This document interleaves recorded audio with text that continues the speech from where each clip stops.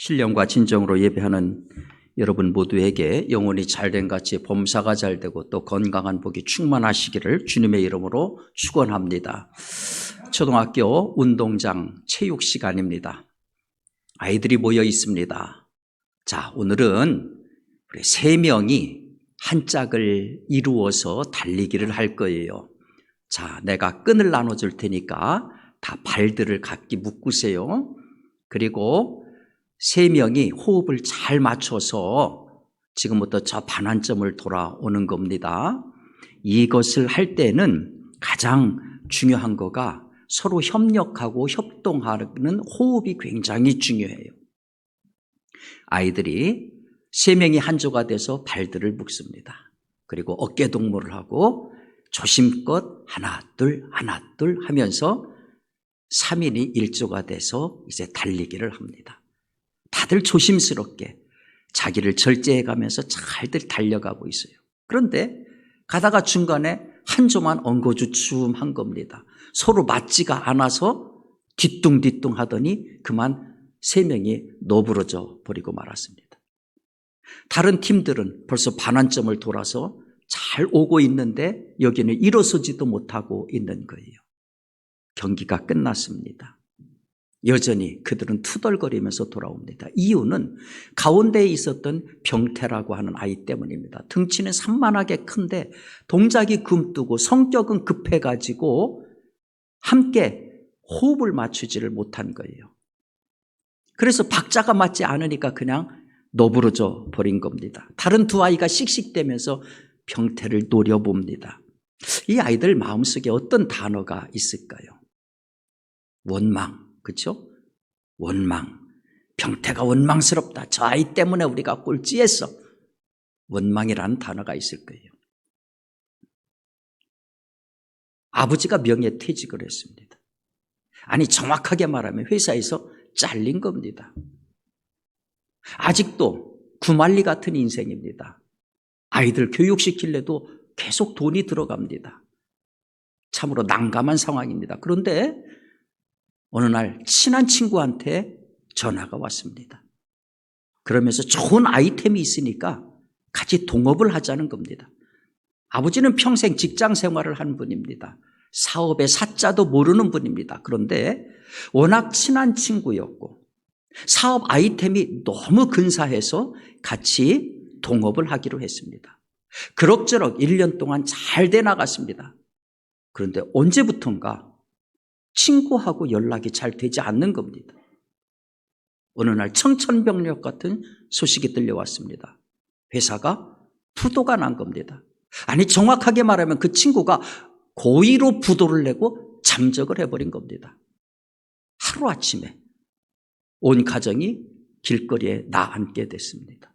가장 믿었던 친구, 가장 신뢰했던 친구로부터 배신을 당한 겁니다.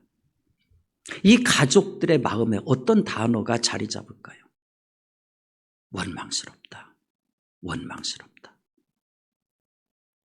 이스라엘 민족에게 희소식이 들려왔습니다. 430년 동안 바로 지하에서 종살이하고 있던 이스라엘 민족에게 하나님께서 자유를 주시겠다. 모세와 아론을 통해서 이 땅을 나가서 이제 자유민으로 살게 해주시겠다. 너무너무 가슴 뿌듯한 소식이었습니다. 설레는 가슴을 안고 홍해를 건넜습니다. 그리고 수르 광야로 들어갔습니다. 200만 명이 넘는 사람이 수르 광야를 3일 동안 가는데 물이 떨어진 겁니다. 다른 것도 아니고 물이 떨어지면 이건 견딜 수가 없는 거예요. 웅성웅성거리기 시작합니다. 그런데 마라라고 하는 곳에 도착했더니 물이 콸콸콸콸 나오는 겁니다. 여기저기서 환호성이 들려오기 시작합니다. 그런데 그것도 잠시 물을 먹을 수가 없는 거예요. 물이 써가지고 먹을 수가 없는 겁니다. 환호성은 금세 원망으로 바뀌었습니다. 아니, 모세, 우리를 목말라 죽일 작정이요? 여기까지 이 수많은 사람을 끌고 나왔으면 구체적인 계획은 있었을 거 아니에요. 기본적으로 먹을 물도 조달할 계획 없이 이 많은 사람을 여기까지 끌고 와서 다 죽일 작정이요? 다들 죽일 자세로 모세에게 달려듭니다. 어떤 단어가 떠오르십니까? 모세가 원망스럽다. 하나님이 원망스럽다. 여러분, 제가 말씀드린 이 세 가지 얘기는 경우가 각기 다르고 상황이 각기 다른 얘기입니다. 그런데 공통되는 단어는 똑같습니다. 원망스럽다. 그 마음이 불평으로 가득 차 있다. 그런데 여러분, 여기 또 하나 원망하고 불평해야 되는 상황이 또 하나가 있어요. 그것은 저 멀리 빌립보 교회에서 들려온 소식 때문입니다. 바로 빌립보 교회의 순두계와 유오디아에 관한 소식입니다. 이 두 사람은 그 교회의 기둥과도 같은 사람입니다. 야긴과 보아스처럼 예루살렘 교회의 두 기둥과도 같은 사람, 바로 이 두 사람 순두계와 유오디아인데 이 두 사람이 서로 갈등하고 분열하고 싸운다는 거예요. 여러분, 순두계가 누굽니까? 이 발음을 잘해야 됩니다. 순두부가 아니고 순두계입니다. 순두계는 풍족하다는 뜻이에요.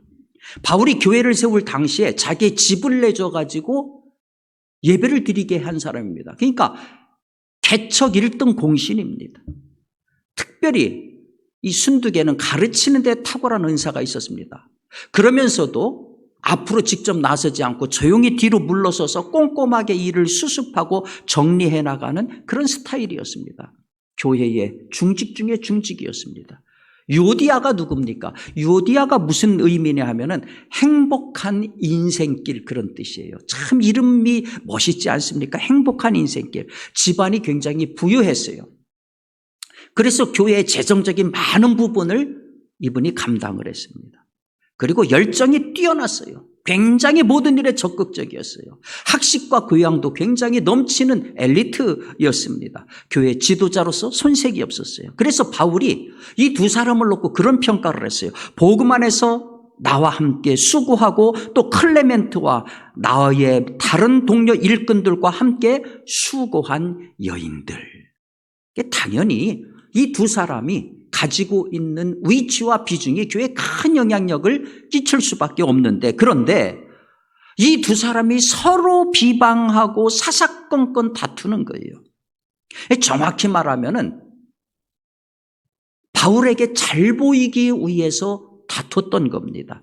여기 1장 17절에 보니까 다툼이라고 하는 단어가 나오는데 헬라어로는 에리테이아입니다. 이 에리테이아가 무슨 뜻이냐면은 순전하지 못한 동기를 가지고 경쟁하는 것.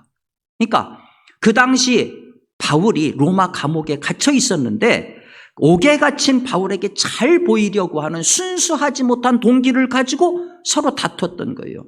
그래서 그 모습을 보고서 바울이 이렇게 한탄을 해요. 저들은 나의 매임에 괴로움을 더한다. 나의 매임에 괴로움을 더한다. 여기 괴로움이라고 하는 단어의 원어 뜻이 무슨 뜻이냐면은 마찰이라는 뜻이에요. 그러니까 괴로움을 더한다는 얘기는 마찰을 더한다, 그런 얘기잖아요. 그게 무슨 뜻입니까? 바울은 그때 착고에 채여져 있었어요. 그러니까 이 착고를 흔들어댄다는 거예요. 이들의 다툼이 마치 착고를 흔들어대서 착고가 살을 파고드는 그 피가 나고 그 아리게 하는 그 아픔처럼 이들의 다툼이 바로 그렇게 바울에게 아픔으로 다가온다 하는 얘기입니다. 자, 기둥 같은 두 사람이 다투니까 교회 공동체가 어떻게 되겠습니까? 완전히 빌립보 공동체가 분열과 그리고 갈등에 휩싸이게 되죠. 그 소식을 들을 때에 감옥에 있는 바울의 마음이 어떻겠습니까? 얼마나 원망스러웠겠어요. 얼마나 야속했겠어요. 거기다가 또 들려오는 소식이, 바울을 아프게 하는 소식이 뭐냐 하면은 빌립보 공동체에 웬 이상한 사람들이 나타나가지고서 이상한 복음을 전한다는 거예요. 소위 유대 열광주의자들이 나타난 겁니다. 당신들 바울이 뭐라고 가르쳤어? 십자가의 복음만 믿기만 하면 구원받는다고? 잘못된 얘기야. 십자가 가지고는 충분하지 않아.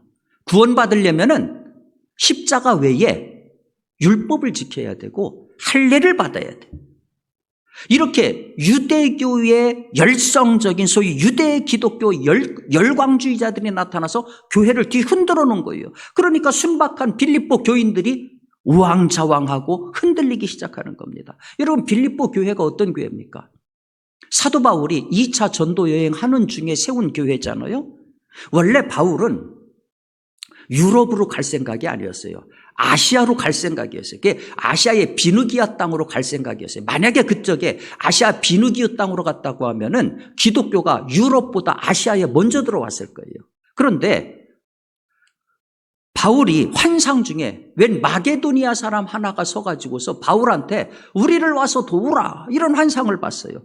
그 환상 때문에 방향을 틀어서 간 거가 유럽이고 그 첫 번째로 세워진 것이 유럽의 빌립보 교회인 거죠. 그러니까 빌립보 교회는 유럽에 세워진 첫 번째 교회인 겁니다. 여러분 빌립보 그 도시 많이 들어봤잖아요. 빌립보라고 하는 것은 마게도니아의 알렉산더 대왕의 아버지가 빌립인데 그의 이름을 따가지고 지은 겁니다. 당시에 바울이 복음을 전할 당시에 이 빌립보 지역은 로마의 식민지였습니다. 그런데 로마 제국 당국에서 빌립보 사람들을 로마인하고 같은 대우를 해줬어요. 그러다 보니까 이 사람들의 자긍심이 대단했습니다. 그 얘기는 거꾸로 얘기하면은 복음을 받아들이기가 매우 어려운 상황이었다는 겁니다. 복음을 받아들이려고 하지 않았어요. 거기서 고생 많이 했습니다. 심지어 바울이 감옥까지 갇혔잖아요. 그렇게 우여곡절 끝에 세워진 교회인데 그런데 그 교회가 지금 흔들흔들하고 있는 겁니다. 감옥에 있는 바울 입장이 얼마나 불편했겠습니까? 거기다가 또 설상가상으로 들려오는 소식이 빌립보 지역에서 이단들 때문에 힘들어하는 것뿐만 아니라 이제는 예수 믿는다고 하는 이유로 온갖 핍박을 받고 죽음의 위협을 당한다는 소식이 들려오는 겁니다. 조금 아까도 말씀드렸습니다마는 바울은 빌립보에서 점을 치는 귀신 들린 아이를 고쳐줬다가 고소를 당해가지고서 재판도 없이 감옥에 갇혔던 적이 있지 않습니까? 복음에 대해서 그처럼 완고한 곳이 빌립보였어요. 근데 지금 그곳에서 자신이 당했던 것과 똑같은 복음의 박해가 발생을 했다 하는 얘기입니다. 그러니까 바울이 마음이 편할 리가 없습니다.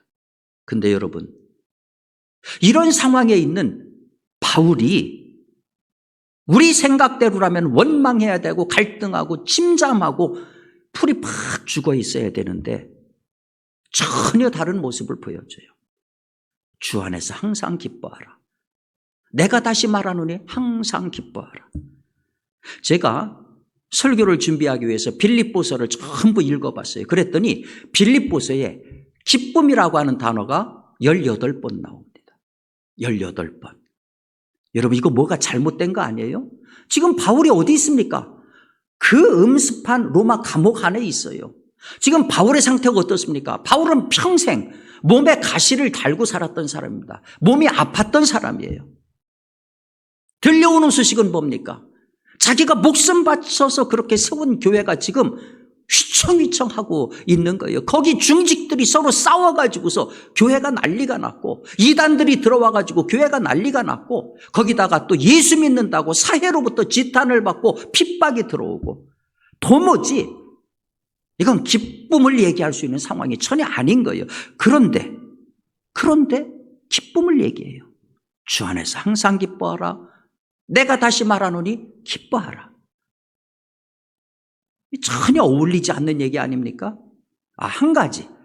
기뻐할 수 있는 일은 한 가지가 있어요. 그게 뭐냐면은 바로 에바브라디도가 건강을 되찾은 겁니다. 이 에바브라디도는 빌립보에만 나오는 인물인데요. 빌립보의 에바브라디도에 대해서 바울이 뭐라고 평가하느냐면은 나의 형제와 함께 수고하고 함께 군사된 자. 빌립보서 2장 5절에서 이렇게 극찬을 하고 있어요. 이 빌립보 교회 교인이었거든요. 그런데 빌립보 교회에서 바울이 로마 감옥에 갇혔다는 소식을 듣고서 야 그렇다면 우리 중에 누가 가서 바울의 뒷바라지 좀 해줘야 될 거 아니냐. 그렇게 해서 선발된 인물이 바로 에바브라디도입니다. 여러분 빌립보에서부터 로마까지가 1200km입니다. 그때 당시에 차가 있습니까? 비행기가 있습니까? 걸어서 가야 됩니다. 그런데 걸어서 가는 길에는 도적도 많고 강도도 많아요. 목숨을 걸고 가야 되는 길입니다. 거기다가 로마 당국에서 지금 바울을 신앙적인 이유로 죽이려고 하는 거잖아요.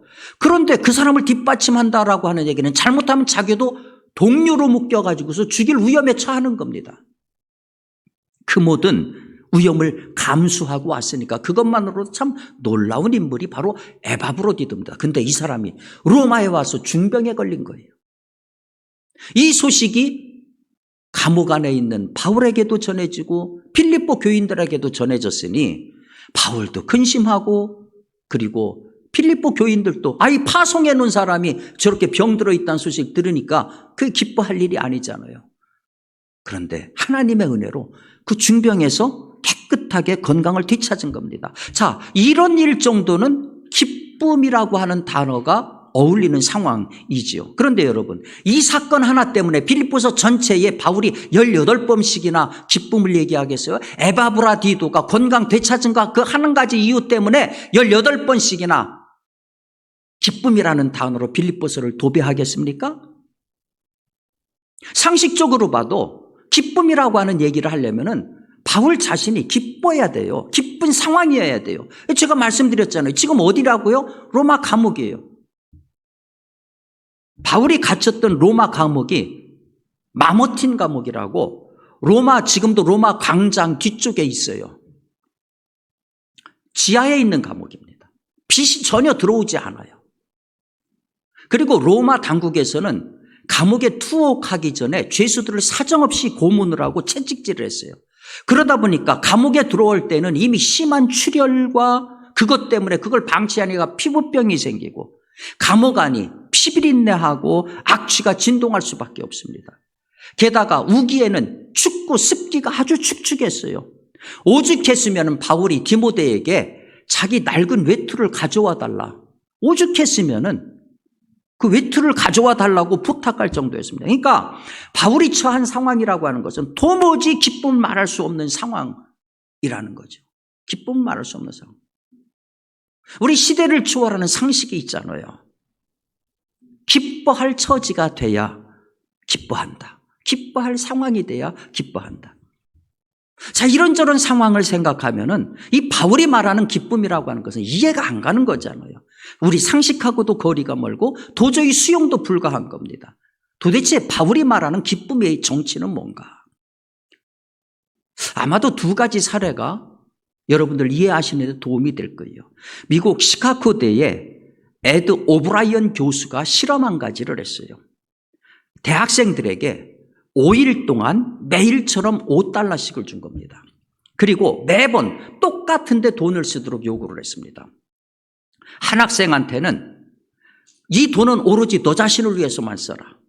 어떤 학생한테는 이 돈은 오로지 다른 사람을 위해서만 써라. 그리고 하루가 끝난 다음에 그 돈을 어디에 썼는지 일일이 다 보고를 하게 하고 행복감이 어땠는지 적도록 해라. 실험이 끝난 뒤에 참가자가 96명이었는데 그들이 제출한 데이터를 전부 분석을 해본 결과 자신에게 돈을 쓴 사람, 5일 동안 오로지 자신에게 돈을 쓴 사람은 꾸준하게 행복감이 감소되더라는 거예요. 그런데 다른 사람에게 5일 동안 돈을 쓴 사람은 놀랍게도 5일 동안 행복감이 전혀 감소하지 않고 첫날 행복감이나 다섯째 날 행복감이나 동일하더라 하는 거죠. 그래서 이 실험의 결과가 뭡니까? 남에게 무언가를 줄 때에, 남에게 무언가를 베풀 때에 사람들은 기쁨을 느끼더라. 남을 행복하게 하기 위해서 내 물질을 쓰고 재능을 쓰고 그리고 시간을 쓸 때에 사람들은 기쁨을 느끼더라. 바울의 기쁨을 이해할 적에 제가 두 번째 힌트를 드릴게요. 저는 4살 때 제 기억이 아직도 생생합니다. 저희 어머니가 저희 막내 동생을 낳기 위해서 이제 방으로 들어가는데 옛날에는 다 집에서 애를 낳잖아요. 우리가 4남매인데 어머니가 하나하나를 우리 3남매를 부르더니 꼭 안아주세요. 그리고 방으로 들어가셨어요. 아버지가 너희들 멀리 가지 말고 사택 주변에서 놀고 있어. 사택 주변에서 놀고 있는데 안방에서 어머니 막 신음소리, 비명소리가 막 들리는 거예요. 근 1시간 후에 응애 하는 애기 울음소리가 들렸고 잠시 후에 아버지가 들어와서 어머니한테 수고했다고 감사 인사드려. 그래서 가가지고 어머니한테 한 명씩 들어가서 절을 했어요. 어머니는 완전히 땀으로 푹 절어 있었어요. 그런데 우리 절을 받으시면서 그렇게 환하게 웃으시는 모습을 지금도 뇌리에 환합니다. 해산은 진짜 말할 수 없는 고통이죠. 그런데 그 고통은 놀랍게도 말할 수 없는 기쁨을 동반하더라는 거죠. 자, 이 두 사례는 바울의 기쁨을 이해하는데 어느 정도 도움이 될 거예요. 바울의 상황은 최악이었습니다. 병자였고요, 감옥에 갇혔고요, 그 수감 생활이 너무너무 불편했고요, 거기다가 사형을 앞둔 상황이었고, 정신적으로 자기가 그토록 공들여서 세웠던 교회가 지금 흔들흔들하고 있기 때문에 너무너무 힘든 상황이었어요. 그런데 그 상황에서 바울이 기쁨을 말합니다. 그렇다면 이 기쁨은 당연히 환경을 초월한 것, 상황을 초월한 기쁨이겠죠. 바울의 기쁨을 파고 들어가니까 단 한 가지 이유밖에 없어요. 예수 그리스도. 예수 그리스도. 바울의 기쁨은 해답이 예수 그리스도입니다. 예수 때문에 기뻤던 거예요. 사도 바울이 다메섹 도상에서 예수를 만나가지고 그 인생이 바뀌었잖아요. 예수를 핍박하던 사람이 다메섹 도상 이후로 예수 때문에 핍박받는 사람으로 180도 바뀌었어요. 예수로 인해서 그의 전 존재가 바뀐 겁니다. 내 전 존재가 예수로 인해서 바뀔 때에 가능한 기쁨, 그것을 보여주는 거예요. 나의 전 존재를 뒤집어 놓은 분, 나에게 참 생명을 주신 분, 나로 하여금 살아가야 될 제대로 된 이유, 바로 그것을 가르쳐 주신 분. 그래서 고통스러워도 기뻐할 수 있는 거고, 감옥 안에서도 기뻐할 수 있는 거고, 목 잘리는 참수 직전에도 기쁨을 말할 수 있는 거죠. 여러분 오해하지 마세요. 기쁘다고 고통스럽지 않은 게 아니에요. 고통스럽다고 기쁘지 않은 것도 아니에요. 유명한 신학자인 폴 틸리시가 기쁨과 즐거움을 구분을 했어요. 예를 들어서 조금 아까 말씀드렸던 것처럼 해산은 몹시 고통스러워요. 그러나 해산은 즐거운 일이 아니에요. 그러나 즐겁지 않고 고통스럽다고 해서 기쁨마저 없다는 것은 아니라는 거죠. 고통 속에 불만한 아이를 바라보는 엄마의 얼굴은 기쁨 그 자체거든요. 이게 바로 고통의 극한까지 간다 하더라도 기뻐할 수 있다라고 하는 거죠. 바울은 이 역설적인 기쁨을 예수 때문에 알게 됐다 하는 겁니다. 예수가 무엇을 해주어서 기뻤던 것이 아니에요. 예수 자체가 그의 기쁨이에요. 그 예수가 나를 지배하고 있다. 그 예수가 나의 생명이고 그 예수가 나의 구원자다. 그래서 빌립보서에서는 예수 그리스도라고 하는 명칭이 무려 47번이나 나오고 있는 겁니다. 오늘 우리가 대림절 두 번째 주일을 맞고 있어요. 대림절은 우리의 구원자인 예수를 간절히 기다리는 절기입니다. 운명을 바꾸시는 분이 오는데 당연히 기쁜 게 맞잖아요. 근데 현실은 솔직하게 말하면 우리 안에 그 기쁨 없죠. 우리는 기뻐해야 할 상황에만 여전히 기뻐하고 원망해야 되는 상황에는 당연하게 원망하고 살고 있지 않습니까? 성경에서는 아무것도 염려하지 말고 기도와 간구로 감사함으로 하나님께 아뢰라. 그렇게 우리에게 권면하지만 아니잖아요. 우리 주님을 기다리는 대강절은 우리의 믿음을 검증하고 점검하고 시험하는 절기입니다. 사랑하는 여러분, 이 대림절 기간만이라도 하나님 그분에게 우리가 집중할 수 있기를 바랍니다. 상황과 처지를 뛰어넘어서 예수 그리스도 그분 한 분만으로서 기뻐할 수 있기를 바랍니다. 결국은 다 놓고 가게 돼 있어요.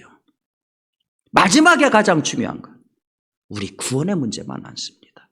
바로 그 구원을 가능하게 하신 분, 예수 그리스도로 인해서 기뻐하실 수 있는 여러분 되시기를 주님의 이름으로 축원합니다.